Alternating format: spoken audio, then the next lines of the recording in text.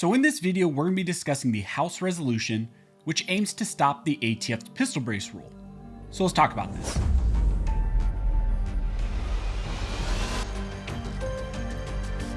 But real quick before we jump into this video, if you think the ATF's pistol brace rule is clearly unconstitutional, go ahead and hit that like button and subscribe. Also want to thank the sponsor of this video, which is Smith & Bradley. Smith & Bradley build watches that are absolutely amazing. They withstand the outdoors, punishing environments, and also demanding jobs. But that's not all they're built for. They're also built to be aesthetically pleasing so that you can even wear them in a boardroom if you need to. So no matter where you are, you can wear a Smith & Bradley watch and wear it with confidence. And on top of all of that, their watches are designed and crafted to last a lifetime. So if you're interested in picking up a high quality and durable watch, check out Smith & Bradley. You can also get 20% off of your order if you use the code TOUGH. So go check them out. I will leave a link down below. And thank you again to Smith & Bradley for sponsoring this video. As I mentioned in the intro, in this video, we'll be breaking down the current efforts that are made in the courtroom and also in Congress to block the ATF's new pistol brace rule. The action in question that we're going to be discussing is HJ Resolution 44. This resolution provides for congressional disapproval under the US codes of the ATF's new pistol brace rule. Essentially, this is a congressional effort to block the ATF's pistol brace rule. There are currently multiple lawsuits that are seeking to stop this new rule, but now you have members of the House, members of Congress, who are also attempting to block this new rule. Now, for those not aware of what the ATF's new pistol brace rule does, essentially what it does is it changed the regulatory definition of a rifle so that now pistols with braces attached will be considered to be short-barreled rifles and therefore subject to the NFA's restrictions. This rule did not just ban the possession of pistol braces on their own, but instead it regulates specific firearms in specific configurations which maybe have braces attached to them. Also, it's important to note that possessors of these firearms with braces attached to them have 120 days from the publication of the rule to come into compliance with the new guidelines. The ATF established an amnesty period where individuals could file for a free Form 1 under the amnesty period and essentially register that braced pistol as an SBR with the ATF. That amnesty deadline currently ends on May 31st. Whether or not you actually want to go down that road, whether or not you want to do that, that's up to you. There are some companies out there that are providing help with that process if you need it, so take a look at that as well.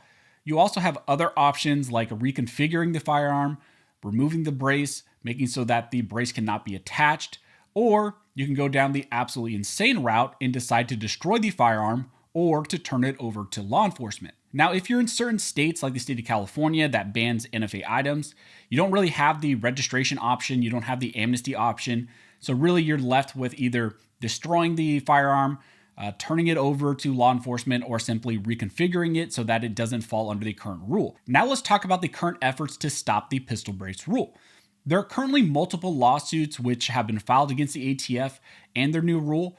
You have the FRAC and the 25 state lawsuit that's up in North Dakota. You have the SAF lawsuit that's in Texas. You have the GOA and the state of Texas lawsuit, which is also in a federal district court in Texas. And then you have the FPC lawsuit, which is also in a federal district court in Texas. Importantly for the landscape of all these lawsuits is the recent decision by a federal district court judge, Reed O'Connor, in the FPC lawsuit, which is called Mock v. Garland. Important for what happened in the Mock lawsuit is the standards that the plaintiffs must meet to be granted a motion for preliminary injunction. One of the primary things a plaintiff needs to show is a likelihood of success on the merits of the case, which is essentially an initial legal showing that the plaintiffs there could win the case. Here, Judge Reed O'Connor in his decision believed that FPC did not meet that burden. From the opinion, it appears that one of the main kind of sticking points for the judge was the lack of history and evidence that was presented in the case at this stage. To me, this opinion reads by Judge O'Connor as if he maybe wants more arguments, wants more evidence submitted to him, or maybe he's just kind of stalling for some time because he doesn't want to be the first one that addresses this issue. In the opinion, Judge O'Connor responded to FPC's Second Amendment arguments by stating that both of these arguments rely on a purported lack of historical evidence of similar governmental regulations. Given the necessarily condensed briefing offered in support of this motion, the court cannot, on the minimal historical analysis provided, conclude that the final rule is substantially likely to violate the plaintiff's Second Amendment rights. Though the historical record may support such a result at the summary judgment stage, the briefing presently before the court is not sufficient to justify the extraordinary remedy of preliminary injunctive relief. As such, the court finds that plaintiffs are not likely to succeed on the merits of their Second Amendment claims at this juncture. So at first glance, it appears that the judge is simply not closing the door on FPC. He's saying that they could still win at the summary judgment stage, but that he simply needs more evidence and history to actually make that ruling. However, there are some concerning language and topics in this opinion. And for example, the judge here stated that the rules explaining when a brace or stabilizer redesigns a firearm or remakes a firearm sufficiently to a short-barreled rifle are therefore permissible. What the final rule purports to do is identify the criteria by which enforcers, in their application of the statute, will make that determination. It does not, as plaintiffs suggest, rewrite the definition itself. In short, it does not appear that the final rule so clearly contradicts the statutory definition of rifle that preliminary injunctive relief is in order. So the judge is pointing out that this is not an outright ban on braces themselves. It's not a ban on the items on their own. It's simply a regulation of the braces being attached to specific firearms and that specific firearm and how it's configured. And he's saying that potentially the ATF could in fact regulate those types of items. Now, after the ATF won that decision, FPC then did file an appeal up to the Fifth Circuit. Also, the ATF went ahead and submitted the record of that decision to all the other courts who are hearing similar cases. Well, now members of Congress are stepping up to also try and block this new rule.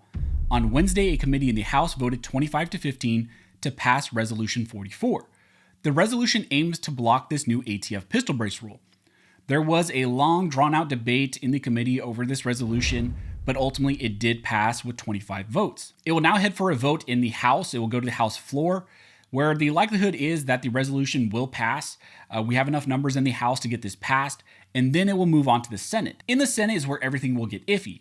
You will need all the Republicans to vote in favor of it, and then also you will need to win a Democrat vote. But even then, if it passes in the Senate, it needs to go to the President Biden, and President Biden will need to sign this into law. And the likelihood of that happening is very unlikely. It's almost zero, I would say. It's probably zero. Biden is the one who pushed for the ATF to finalize their pistol brace rule, and he's been a huge supporter of what this rule is doing. So although the House is making efforts to stop the rule, they pass this out of committee, they're likely going to vote in favor of this in the House. It's most likely going to die in the Senate, and even if it somehow made it through the Senate, which it's unlikely, President Biden will never sign this into law. In my opinion, our best hope to actually stop the rule is some sort of injunction in one of these cases that's challenging the ATF's pistol brace rule. But many of you guys were asking me about the resolution, what impact it would have, so I wanted to update you guys.